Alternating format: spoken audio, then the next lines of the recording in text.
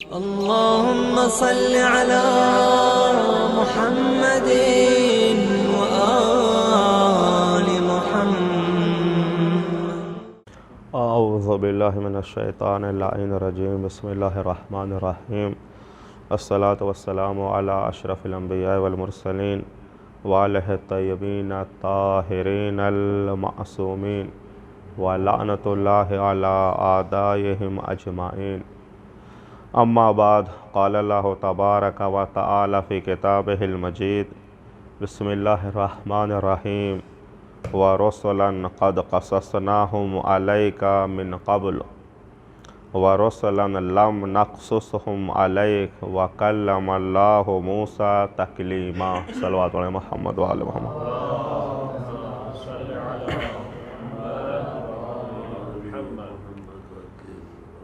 اس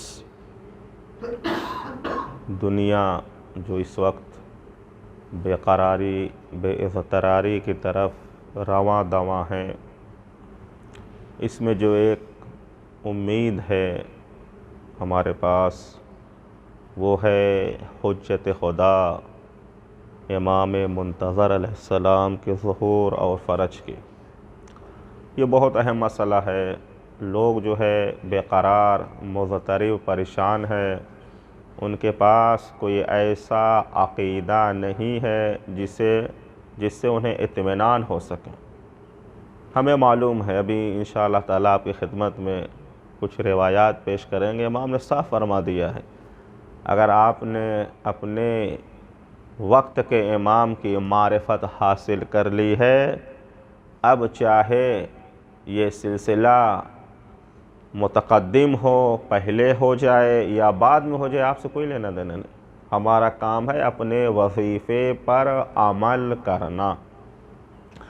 بہرحال امام علیہ السلام کی غیبت کا طولانی ہونا، یہ محدثین یعنی جناب شیخ صدوق، جناب نعمانی، جناب شیخ توسی رضوان اللہ تعالی علیہ، سید مرتضیٰ عالم الہدیٰ کے زمانے میں لوگ پریشان تھے، جبکہ وہ غیبت صغریٰ کا زمانہ تھا. تو غیبت صغریٰ کا قریب، تو آج ماشاءاللہ جو ہے سلسلہ کافی طولانی ہو گیا ہے. لوگ شک و شبہات میں گھرے ہوئے تھے، اور یہ اپنے صفوں میں سے بھی اس چیز کو لوگ اپنی دنیا طلبی کے لیے استعمال کرتے ہیں. دیکھیں کتنے لوگوں نے جو ہے امام علیہ السلام کے سفیر ہونے کا دعویٰ کیا، امام سے ملاقات کا دعویٰ کیا. یہ سلسلہ جو ہے مستمر ہے. اب جو دشمن ہے ہمارا، وہ آ کے کہتا ہے اگر تمہارے امام ہے تو کیا فائدہ ہے، آنا چاہیے. غیبت کا کیا فائدہ ہے. طرح طرح کے شکوک اور اشکالات جو ہے وہ پیش کرتا ہے. آئیے اسے ہم قرآن سے جواب دیتے ہیں. سورہ نساء کی آیت نمبر 164 میں خداوند عالم کیا ارشاد فرماتا ہے؟ کہتا ہے کچھ ایسے رسول ہیں جن کا ذکر ہم نے کر دیا ہے، اور کچھ ایسے رسول ہیں کہ جن کا ذکر ہم نے کیا ہی نہیں، یعنی وہ مخفی طور پر ہیں. تو اگر آپ دیکھیں انبیاء کے جن کا ذکر قرآن مجید میں ہے بہت کم ہے، جبکہ قرآن کی دوسری آیت میں ارشاد ہو رہا ہے وَلَقَدْ بَعَثْنَا فِي كُلِّ أُمَّةٍ رَسُولًا. ہر امت میں ہم نے کیا کیا؟ رسول کو بھیجا، رسول کا ارسال کیا. اس کے بعد سورہ فاطر کی آیت ہے وَإِن مِّنْ أُمَّةٍ إِلَّا خَلَا فِيهَا نَذِيرٌ. اور کوئی امت ایسی نہیں گزری جس میں کوئی متنبہ کرنے والا نہ آیا ہو. قرآن مجید میں دیکھیں تو تقریباً 26 انبیاء کا صراحتاً ذکر پایا جاتا ہے، اور کچھ انبیاء کا جو ہے اشارتاً ذکر پایا جاتا ہے. جب یہ سنت انبیاء یعنی قرآن کی سنت میں سے یہ ہے کہ تمام انبیاء کا ذکر نہیں ہے، تو جناب شیخ صدوق کمال الدین و تمام النعمہ میں اس آیت سے استدلال کرتے ہوئے روایت لے آتے ہیں.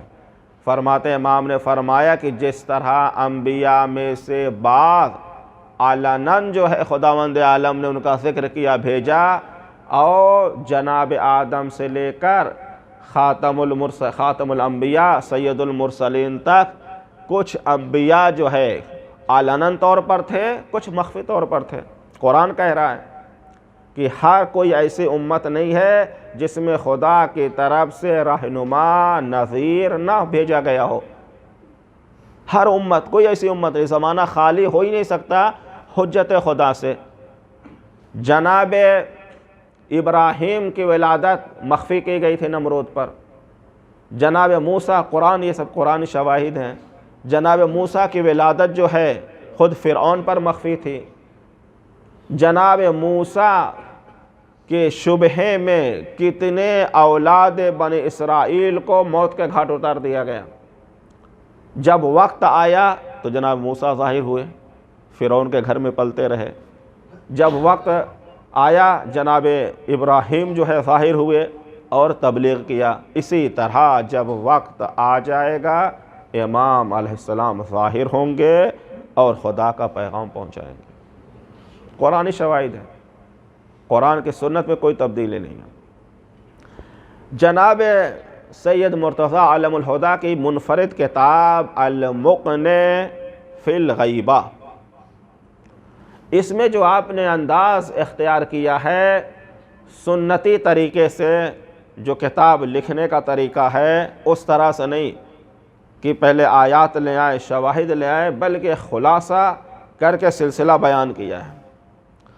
کہتے ہیں اگر، جبکہ آپ کے وقت میں ایک بادشاہ تھے، ان کے بزم میں غیبت پر بات کی گئی کہ امام علیہ السلام کی غیبت طولانی کیوں ہے، کیا فائدہ ہے، اس وقت آپ نے اس اپنے رسالے کو مرتب کیا۔ آپ فرماتے ہیں کہ اگر کوئی غیبت پر، امام کی غیبت پر بات کرنا چاہتا ہے تو یہ غیبت جو ہے فرع ہے، پہلے ہم کو اس سے اصول پر بات کرنی چاہیے۔ اس کے لیے ہمارے پاس دو اصل ہیں، ایک اصل امامہ، دوسری اصل کی امام کا معصوم ہونا ضروری ہے۔ کہتے ہیں اگر آپ نے اصل پر بات کر لی پھر فرع کو ثابت کرنا آسان ہو جائے گا۔ کیسے کہتے ہیں؟ کہتے ہیں اگر آپ عقل کی روشنی میں آئیں تو عقلی دلیل یہ ہے کہ امامت کا ہونا واجب اور ضروری ہے ہر زمانے میں۔ امام کا ہونا، سلسلہ نبوت ختم ہو چکا ہے، سلسلہ رسالت ختم ہو چکا ہے، دین باقی ہے، دین پر چلنے والے باقی ہیں، مکلفین ہیں، تو ان کی رہنمائی کے لیے عقلی دلیل ہمارے پاس یہ ہے جسے کہتے ہیں حسن الطاعہ و قبح المعصیہ۔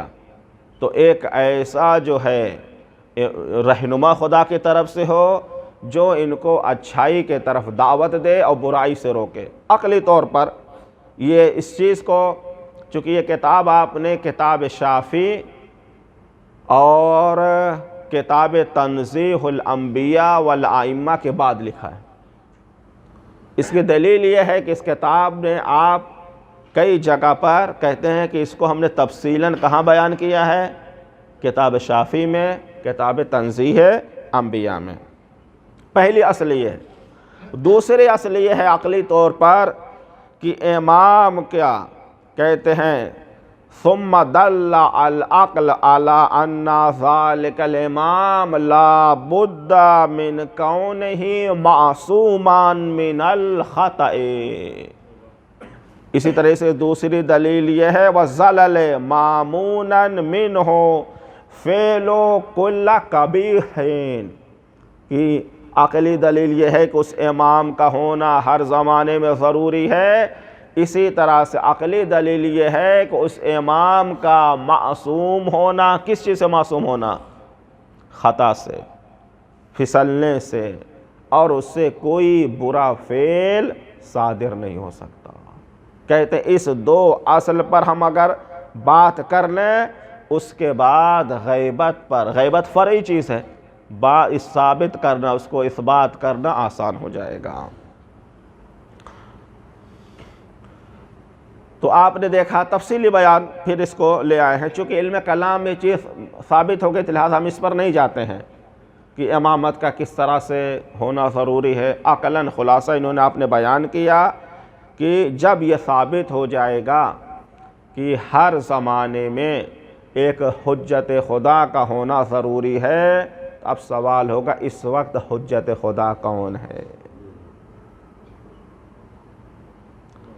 اور اس کا وہ امام ہے، ان کا معصوم ہونا بھی ضروری ہے۔ یہ آسان ہو جائے گا۔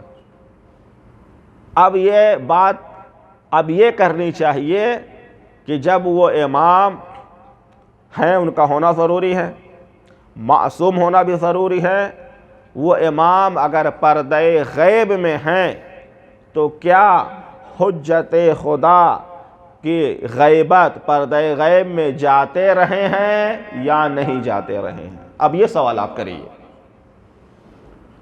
تو اس کے لیے انشاءاللہ تعالی کمال الدین تمام نعمہ سے جو جناب شیخ صدوق رضوان اللہ تعالی علیہ نے انبیاء کی غیبت لکھی ہے، جو امام کے کہنے پر امام نے کہا کہ آپ میری غیبت کو ثابت کرنا ہے تو انبیاء کی غیبت کا ذکر کریں۔ جناب موسیٰ جو ہے اپنی قوم سے کتنے دن تک دور رہے، دوسرے انبیاء کس نے، خود پیغمبر اکرم شعب ابی طالب میں گئے، 3 سال سے زیادہ کا عرصہ گزارا، اس کے بعد غار حرا میں گئے، لوگوں کی نظروں سے دور ہوئے۔ تو یہ تمام چیزیں آسان، ہم کو ثابت کیا کرنا ہے؟ قرآن مجید کی 3 آیتیں آپ کے سامنے تلاوت کی گئی، جس سے یہ ثابت ہوا کہ حجت خدا سے زمین خالی نہیں ہو سکتی۔ کوئی ایسی امت نہیں ہے کہ جس کی طرف خداوند عالم نے اپنا رہنما قائد حجت نہ بھیجی ہو، اور ہمارے پاس 2 اصل ہیں۔ اس حجت خدا سلسلے نبوت کا منقطع ہونے کے بعد، سلسلے رسالت کے منقطع ہونے کے بعد اس حجت کا ہونا ضروری ہے، اور وہ معصوم ہوگی۔ جناب سید مرتضیٰ نے کہہ دیا وَلَيْسَ بَعْدَ ثُبُوتِ هَذَيْنِ الْأَصْلَيْنِ، ہاں کون اصل ہے؟ امام کا ہونا ضروری ہے اور امام کا معصوم ہونا۔ من تشیر الامامیہ الی امامتہ، کہتے ہیں یہ دونوں جو صفتیں ہیں جس کی طرف مذہب امامیہ اشارہ کر رہی ہے، ان کے علاوہ یہ دونوں چیزیں کوئی ثابت نہیں کر سکتا۔ کتنے بہت بزرگ عالم دین کا بیان ہے، جناب شیخ مفید کے شاگرد ہیں، اور پورا واقعہ ہے کہ آپ کو کیسے آپ کی والدہ لے آئی ہیں، جناب شیخ مفید انتظار کر رہے تھے، یعنی یہ سب چیزیں جو ہے تائید امام میں ہیں۔ تو یہ فرماتے ہیں، آپ دیکھ لیجئے اتنا بڑا ہمارا عالم دین، اتنے ذمہ داری کے ساتھ دیکھ لیجئے۔ کوئی کہتا ہے ہاں پیغمبر کی روایت سے استفادہ ہوتا ہے کہ 12 ہوں گے، 12واں کون ہے؟ آج تک وہ صحیح فہرست مرتب، ان کو یہ بھی کلیئر نہیں ہے وہ پیدا ہو چکے ہیں یا پیدا ہوں گے۔ لیکن امامیہ کیا ہے؟ سلسلہ، بالکل جیسے ایک کڑی کا سلسلہ ہوتا ہے اسی طرح 12 سلسلے ہیں ہمارے پاس، ابھی اس وقت جو ہے 12ویں سلسلے پر ہیں۔ یہ دونوں صفت ہیں۔ کہتے ہیں اس کے علاوہ جو بھی امامت کا دعویٰ کرے اصلا ثابت نہیں کر سکتا۔ کہتے ہیں اگر یہ چیز ثابت ہو گئی تو اب جو ہے غیبت امام علیہ السلام کا اصل ثابت ہونا کوئی مشکل نہیں ہے۔ امام ہیں، معصوم بھی ہیں، کہاں پر ہیں؟ غیبت میں ہیں۔ اب مسئلہ یہ آئے گا کہ غیبت میں ہیں، اب آپ یہ سوال کریں اس غیبت کا فائدہ کیا ہے؟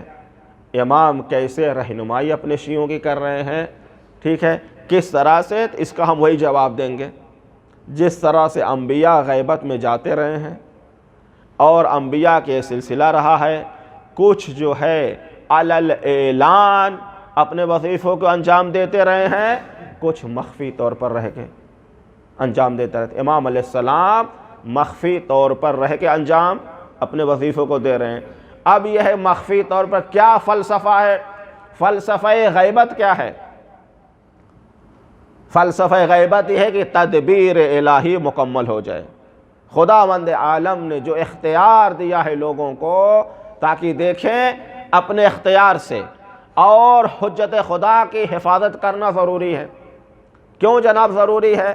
سوال آئے گا، سوال اٹھایا ہے کہ کیا خوف دشمن کا خوف ہے نا امام کو، دشمن کا خوف ہے۔ کہا بقیہ ائمہ جو آپ سے پہلے، خصوصاً جو ہے امام صادق علیہ السلام، امام باقر علیہ السلام، امام تقی، امام نقی علیہ السلام، سب کو خوف تھا یا نہیں تھا؟ خوف تھا۔ کہا لیکن وہ غیبت میں نہیں گئے۔ سوال آ سکتا ہے کہ نہیں؟ جب آپ یہ کہیں فلسفہ غیبت امام میں سے ایک یہ ہے کہ خوف الاعداء، دشمنوں کا خوف ہے امام علیہ السلام کو قتل کرنے کا، تو کہا بقیہ ائمہ کو تھا یا نہیں تھا خوف؟ کا فرق ہے دونوں خوف میں۔ جواب سنیں، سید عالم الہدیٰ کا جواب ہے، فرق ہے۔ کیا فرق ہے؟ کہا جو آپ کے پہلے آپ کے آبا و اجداد رہے ہیں ان کا خوف جو ہے حل تھا کس وجہ سے؟ تقیہ کر کے۔ وہ کیا کرتے تھے؟ تقیہ کرتے تھے اور تلوار سے ظاہر نہیں ہوئے۔ لیکن امام کو وظیفہ، امام عالم تقیہ میں زندگی نہیں گزاریں گے، تلوار لے کر سامنے آئیں گے۔ دنیا ظلم و جور سے پر ہوگی، امام کا وظیفہ اس کا خاتمہ کرنا۔ جب یہ سلسلہ ہے تو امام کا خوف الگ ہو گیا، تو لہذا اس کے لیے کیا کرنا ہے؟ امام کو خداوند عالم نے غیبت میں، غیبت کبریٰ میں بھیج دیا۔ ہمارا اور آپ کا وظیفہ کیا ہے؟ جو کچھ دین میں چیزیں ثابت ہیں اس پر عمل کرنا۔ ایک روایت پڑھ دیں تاکہ ہمارے وظیفے کی تعین میں آسانی۔ صلوات علی محمد وعلی محمد پر۔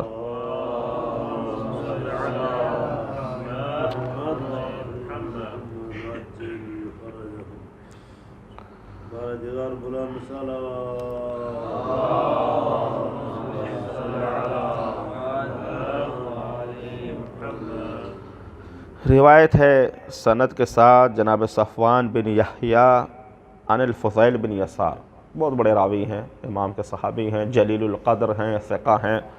آپ روایت کرتے ہیں قال، یعنی فضیل بن یسار، سألت ابا عبد اللہ علیہ السلام عن قول اللہ عز وجل، ہم نے خداوند عالم کے قول، قرآن مجید کے ایک آیت کا ٹکڑا، اس کے بارے میں سوال۔ وہ کیا ہے قول؟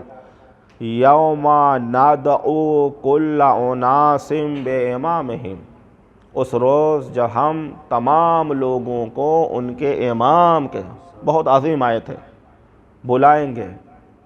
سوال کیا جناب فضیل اس آیت کے بارے میں؟ فقال، امام علیہ السلام، یا فضیل اعرف امامک، اپنے امام کی معرفت حاصل کرو۔ فَإِنَّكَ إِذَا عَرَفْتَ إِمَامَكَ لَمْ يَضُرَّكَ تَقَدَّمَ هَذَا الْأَمْرُ أَوْ تَأَخَّرَ۔ فضیل تمہارا کام ہے، تمہیں خداوند عالم روز قیامت، روز محشر کس کے ساتھ بلائے گا؟ ہر بندے کو اس کے امام کے ساتھ بلائے گا۔ قرآن ہے، قرآن مجید کی آیت ہے۔ تو آپ سوال کر رہے ہیں یا سیدی یہ بتائیے تفسیر کیا ہے؟ کہا مہم تمہارے لیے ہے کہ اپنے امام کی معرفت حاصل کرو۔ کیوں؟ جملہ تعلیل، فَإِنَّكَ، اگر تم نے اپنے امام کی معرفت حاصل کر لی، اب یہ امر امامت تمہارے سامنے چاہے واقع ہو یا دیر سے آئے، تاخیر ہو، تمہیں اس سے کوئی سروکار نہیں ہے۔ اس کے بعد امام نے ایک عمومی بات کی، وَمَنْ عَرَفَ إِمَامَهُ ثُمَّ مَاتَ قَبْلَ أَنْ يَقُومَ صَاحِبُ هَذَا الْأَمْرِ، جس نے آخری امام کی معرفت حاصل کر لی، اس کے بعد اپنے زمانے کے امام معرفت حاصل کر لی، لیکن امام کا زمانہ درک کرنے سے پہلے انتقال کر گیا، اب جو ہے جواب من کانا بمنزلت من کانا قائدا فی عسکرہ، تو اس کیا ہے کہ وہ اس طرح سے اس کا شمار ہوگا کہ جیسے وہ امام کے لشکر میں شامل تھا. کل امام نے ترقی کی. لا بل بمنزلت من قاد تحت لوائہ، بلکہ وہ اس کے مانند ہے کہ امام کے پرچم کے تلے جو ہے اس نے جہاد کیا، جنگ کی. تو ہمارا اور آپ کا وظیفہ کیا ہے؟ معرفت امام. امام کون ہے؟ یہ بے فضل اہل بیت بچہ بچہ ہمارا بتا دے گا امام. آخر امام کا نام کیا ہے، کن کی اولاد میں سے ہیں، تاریخ ولادت کیا ہے، یہ تمام چیزیں بنیں. اس کے بعد اب ہمیں ٹینشن نہیں ہے. ہاں ظہر کی دعا کریں، انتظار کریں، عقیدے کے ساتھ دعا کریں، فریاد کریں، سب کچھ. اگر زمان امام درک ہو گیا فبہا و نعمہ، اس سے اچھی کیا بات ہے. نہ بھی درک ہوا تو جو روایات ہیں، کچھ لوگ قبروں سے اٹھائے جائیں گے، امام کے لشکر میں شامل ہوں گے. اہم چیز ہم سے سوال ہوگا کہ قرآن مجید کی آیت ہے کہ اس روز ہر بندے کو ان کے امام کے ساتھ، جس کو وہ امام مانتا رہا، تو ہم اگر مر بھی گئے امام کا زمانہ نہ درک کر سکے تو ہمارا حشر و نشر جو ہے امام کے ساتھ ہوگا. والحمدللہ رب العالمین.